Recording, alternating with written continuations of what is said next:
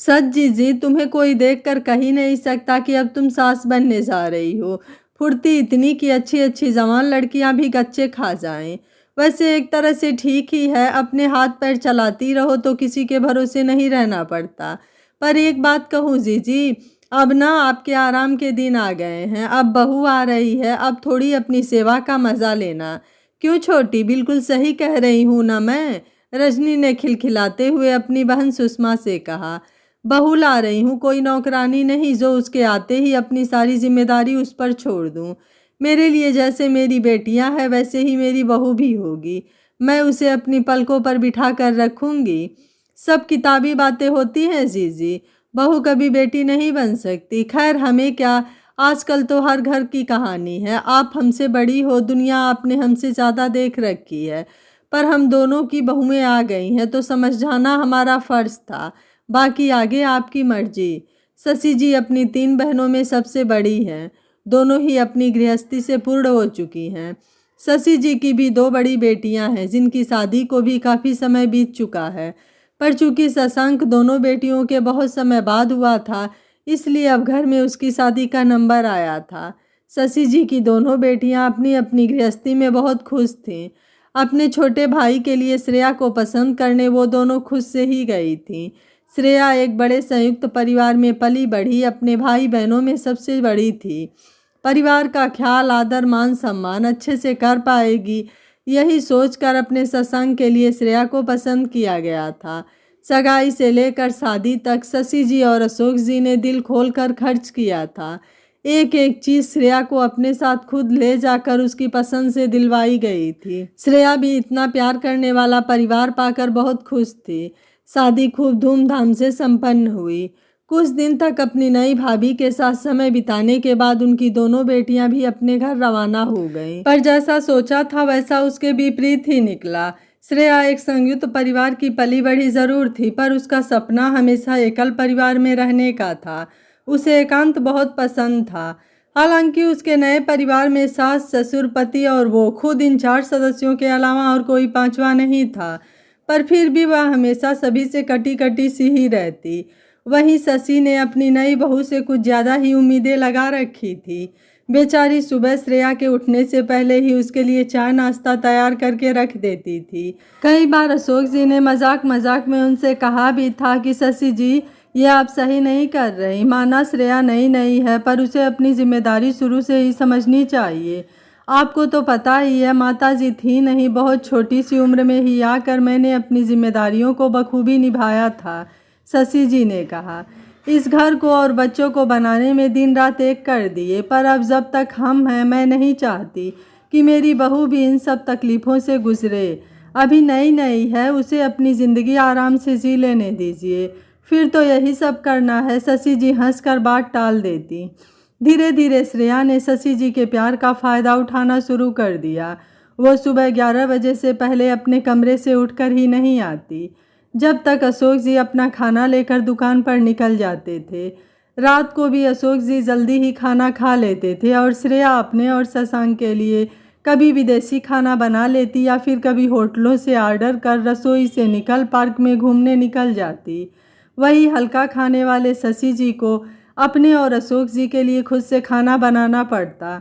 ऐसे ही गृहस्थी की छोटी छोटी बातों से जल्दी ही उन दोनों के बीच मनमुटाव शुरू हो गया था। जहाँ शशि जी से श्रेया का बचपना समझ बातों को नज़रअंदाज कर देती, वहीं श्रेया नमक मिर्च लगाकर रात को शशांक के आते ही सारी बातें उसके सामने परोस देती। धीरे धीरे घर का वातावरण अशांत बन चुका था। घर के 4 सदस्य भी 2 हिस्सों में बढ़ चुके थे। हालांकि शशांक इन सब बातों को समझता था, पर वह बेचारा तो माँ और पत्नी के बीच मात्र पिस कर रह जाता है। श्रेया और शशांक की शादी की पहली सालगिरह थी। दोनों ही बहनें अपने भाई भाभी को सरप्राइज देने के लिए रात को ही उपहार व केक काटने का प्रोग्राम बनाया था। दोनों को एक साथ देख शशांक की तो मानो खुशी का ठिकाना ही नहीं रहा, पर श्रेया वह तो अपना यह दिन सिर्फ अपने पति के साथ ही बनाना चाहती थी, इसलिए अनमने ढंग से ही वो केक काटने की रस्म में शामिल हो पाई। मुझे ये दिखावा पसंद नहीं है, अपनी बहनों से कह देना अगली बार समय देखकर आया करें। पूरी नींद खराब कर दी। श्रेया को उसकी पहली वर्षगांठ का तोहफा देने जब वह उनके कमरे की तरफ आई तब श्रेया के मुंह से इस प्रकार के शब्द सुनकर मानो उन्हें वज्रपात सा हो गया। जिसे वो बेटी बेटी कहते नहीं थकती थी, आज वही उनकी बेटियों को अपने ही घर आने के लिए भी समय का नियम बता रही है। शशि जी गुस्से में अपने कमरे में चली आईं।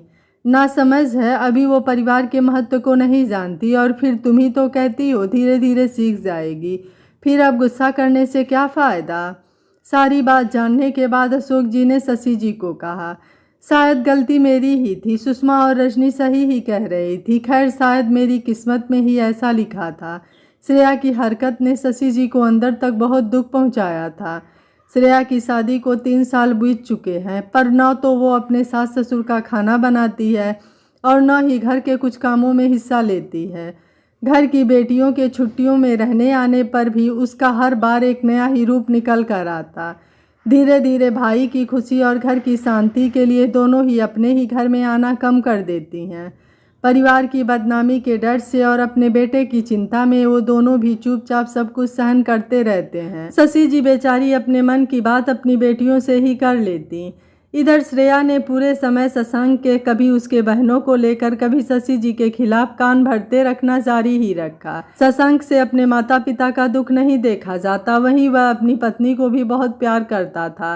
पर जब थका हारा इंसान रोज रोज घर आकर एक ही चीज़ सुनता है तो उसका गुस्सा फूट ही जाता है। एक दिन, माँ, मैं रोज रोज के क्लेश से तंग आ चुका हूँ। श्रेया आप लोगों के साथ रहना ही नहीं चाहती, क्यों ना आप दोनों घर के नीचे वाले हिस्से में रहने चले जाएं और श्रेया को ऊपर रहने दें। कम से कम घर में शांति तो रहेगी। मैं आपका और पापा का अब और अपमान होते नहीं देख सकता। वैसे भी श्रेया की हरकतों की वजह से दीदियाँ भी अब घर पर नहीं आती हैं। बेचारी, इसमें उन दोनों का क्या दोष है? आखिर उनसे उनका मायका क्यों छीना जाए? अपने बेटे के मुंह से इस प्रकार के शब्द सुनकर उन्हें अपने कानों पर विश्वास ही नहीं हुआ। ये वही बेटा है जिसके लिए उन्होंने न जाने कितने ही मंदिरों में माथा टेका था। बहू तो चलो दूसरे घर से आई है, पर बेटा तो अपना है। नहीं नहीं, मैं यह सब क्या सोचने लगी। शशांक ऐसा कुछ नहीं सोच सकता। माँ होकर मुझे उसकी परिस्थितियों को समझना चाहिए।